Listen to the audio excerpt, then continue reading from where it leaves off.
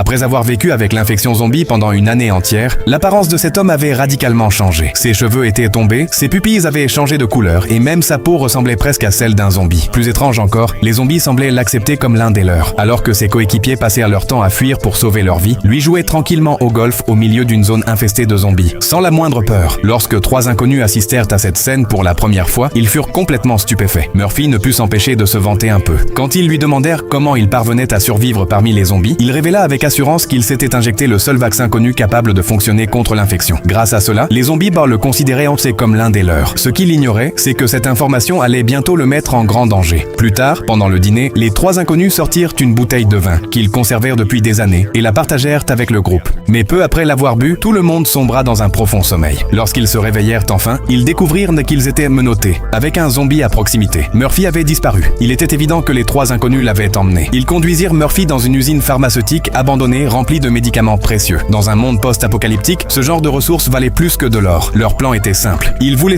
que Murphy entre dans l'usine pour récupérer les médicaments à leur place. Ils avaient déjà tenté cette mission plusieurs fois, mais chaque tentative s'était soldée par un désastre. Beaucoup de leurs hommes étaient morts ou avaient été infectés par les zombies. C'est pourquoi Murphy représentait leur seul espoir. Cependant, dès qu'il aperçut l'endroit, il devint nerveux. La plupart des zombies qui s'y trouvaient avaient été exposés à différents médicaments et avaient muté en créatures bien plus dangereuses. Il n'était pas certain que son immunité particulière fonctionnerait encore sur eux. Pour gagner du temps, Murphy ralentit volontairement les opérations, tout en attendant secrètement que son équipe vienne le secourir. Pendant ce temps, les autres réussirent à utiliser des clous trouvés au sol pour ouvrir leurs menottes. Ils contactèrent rapidement Simon au centre de commandement. Grâce aux caméras de surveillance des environs, Simon localisa Murphy et découvrit bientôt où il avait été emmené. Il guida ensuite l'équipe en utilisant les points de repère et les indications routières. Pendant que les trois inconnus installaient des pièges autour de leur véhicule pour empêcher tout vol, Murphy eut une idée. Il cracha discrètement dans une bouteille d'eau. Il voulait savoir si son état particulier pouvait également affecter les êtres humains. Après que la femme eut bu dans la bouteille, Murphy s'approcha lentement et leva prudemment le bras. La femme se figea immédiatement de peur et le regarda avec nervosité. Murphy comprit aussitôt que quelque chose s'était produit. Cette fois, il concentra directement ses pensées sur elle. À sa grande surprise, cela fonctionna. Il avait d'une certaine manière acquis la capacité de contrôler d'autres personnes. L'incident soudain poussa les deux autres hommes à croire que Murphy essayait de saisir une arme. Heureusement, la femme le couvrit rapidement et prétendit avoir tiré accidentellement elle-même. Murphy testa ensuite son pouvoir sur l'homme au chapeau. Après cela, il fut totalement convaincu que ses capacités étaient réelles. Peu de temps après, ils arrivèrent à l'entrée de l'usine pharmaceutique. Murphy était extrêmement nerveux. Ce serait sa toute première rencontre avec les zombies mutants. Un instant plus tard, l'un d'eux se précipita droit sur lui. Mais dès qu'il s'approcha, il s'arrêta brusquement. La créature semblait effrayée. Elle fit demi-tour et s'éloigna.